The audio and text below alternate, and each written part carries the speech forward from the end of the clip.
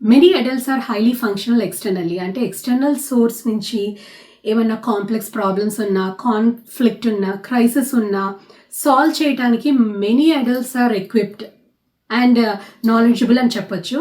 But same adults when they want to process వాళ్ళ ఎమోషన్స్ని వాళ్ళు అడ్రస్ చేసి ప్రాసెస్ చేయాలి అంటే కన్ఫ్యూజ్ అవుతూ ఉంటారు అండ్ స్ట్రగుల్ అవుతూ ఉంటారు. There could be many reasons for that and one of the reasons main reason is social conditioning. అంటే ఒక చైల్డ్హుడ్ నుంచి ఒక అడల్ట్హుడ్కి ట్రాన్సిషన్ అయ్యేటప్పుడు according to psychology environmental factors, మన చుట్టుపక్కల ఉండేటువంటి family, friends, environment, religious and cultural factors ఇవన్నీ కూడా రోల్ ప్లే చేస్తాయి అన్నమాట. మోస్ట్ ఆఫ్ ద చైల్డ్హుడ్ ఏంటంటే మనం మన యొక్క ఎమోషన్స్ని సప్రెస్ చేసే విధంగానే ఉంటుంది. లైక్ ఎగ్జాంపుల్, ఇప్పుడు ఒక కిడ్ ఏడుస్తూ ఉన్నారనుకోండి, లైక్ బికాస్ ఆఫ్ సమ్ ఎగ్జామ్లో ఫెయిల్ అయ్యో లేదా కింద పడో ఏదో ఒక చిన్న ప్రాబ్లంతో when he's trying to cry మన దగ్గరికి వెళ్ళి please stop crying, you are strong అని చెప్పి ఇలా మనం కిడ్ని మోటివేట్ చేస్తాం, కానీ come on go ahead and cry అని అనము.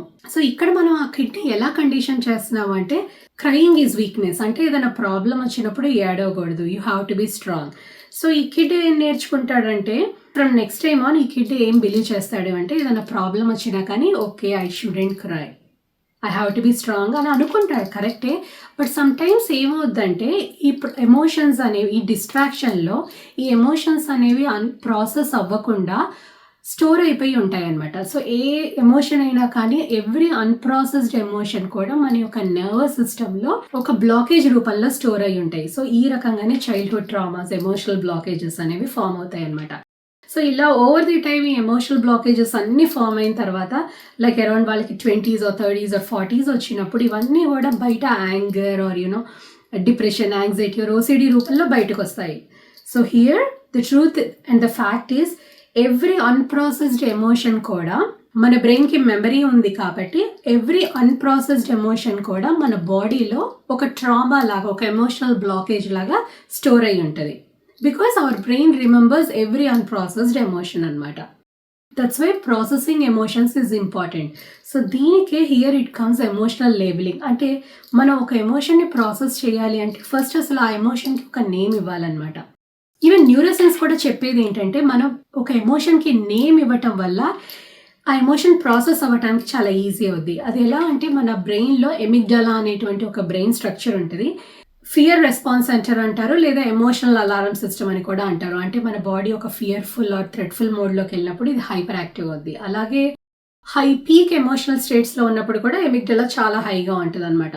న్యూరోసైన్స్ కూడా ఏం రీసెర్చ్లో ప్రూవ్ చేసిందంటే ఎప్పుడైతే మనం ఒక ఎమోషన్కి లేబుల్ ఇవ్వటం స్టార్ట్ చేసామో ఎమిగ్డలా యొక్క యాక్టివిటీ తగ్గిపోద్ది. అలాగే మన బ్రెయిన్లో ప్రీ ఫ్రాంటల్ కార్టెక్స్ అనేటువంటి ఒక పార్ట్ ఆఫ్ ద బ్రెయిన్ ఉంటుంది, ఫ్రంట్ పార్ట్ ఆఫ్ ద బ్రెయిన్లో ఉంటుంది.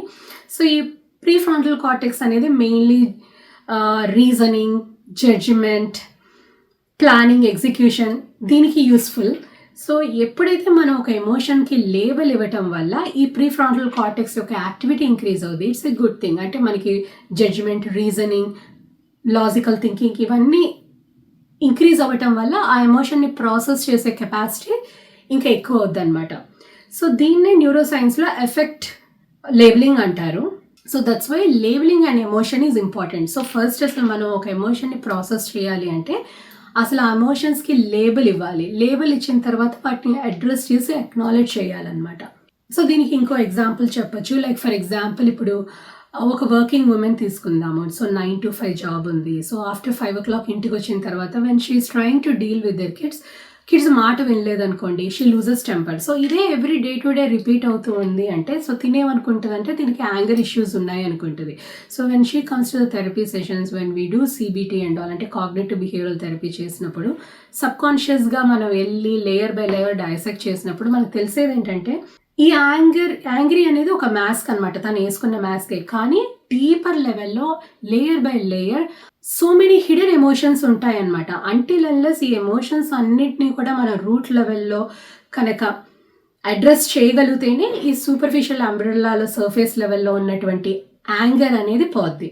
సో ఈ డీపర్ లెవెల్లో ఎమోషన్స్ ఎలా వచ్చాయి అంటే there could be various reasons. So anger కింద మేబీ ఫస్ట్ సర్ఫేస్ లెవెల్లో it could be irritation or frustration, దాని కింద లెవెల్లో మేబీ ఫియర్ ఉండొచ్చు, లేదా ఇంకా deeper and dig deeper it could be emotional disconnection or loneliness or whatever, there could be anything. So always superficial లెవెల్లో మనకు ఉండేటువంటి మాస్క్డ్ ఎమోషన్స్ అంటే యాంగ్రీ, డిప్రెషన్, ఇవన్నీ కూడా సర్ఫేస్ లెవెల్ ఎమోషన్సే. సో ప్రతి డిప్రెషన్కి, ప్రతి anxiety there are deep hidden emotional factors అనమాట. Until unless if you start working on them, మనం ఈ సూపర్ఫిషియల్ లెవెల్లో ఉన్నటువంటి ఎమోషన్స్ మీద మనం వర్క్ చేయలేము.